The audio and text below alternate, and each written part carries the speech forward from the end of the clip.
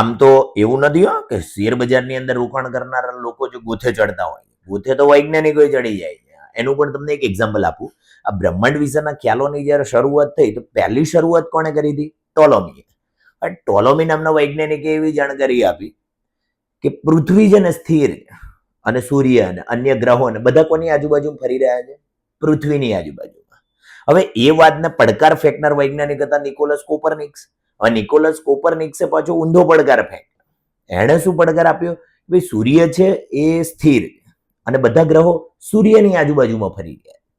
હવે આ વાદ જે નિકોલસ કોપરનિક્સે આપ્યો એને ગેલેલિયોએ સપોર્ટ કર્યો.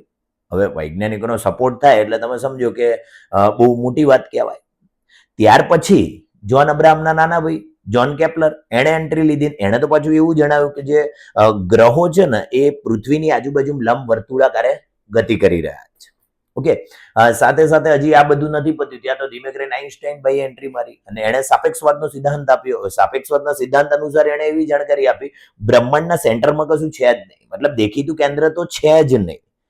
એનો અર્થ કે સૂર્ય છે એ બી ગોળ ફરે છે, પૃથ્વી છે એ બી ગોળ ફરે છે, અથવા અન્ય કોઈ ગ્રહો છે એ બી ગોળ ફરી રહ્યા છે. તો ઇન શોર્ટ ધીમે ધીમે તો લગભગ બધા વૈજ્ઞાનિકો ગોળ ગોળ ફરતા થઈ ગયા. એટલે આપણે એવું કહી શકીએ કે લગભગ ગોથે તો વૈજ્ઞાનિકો ચડે.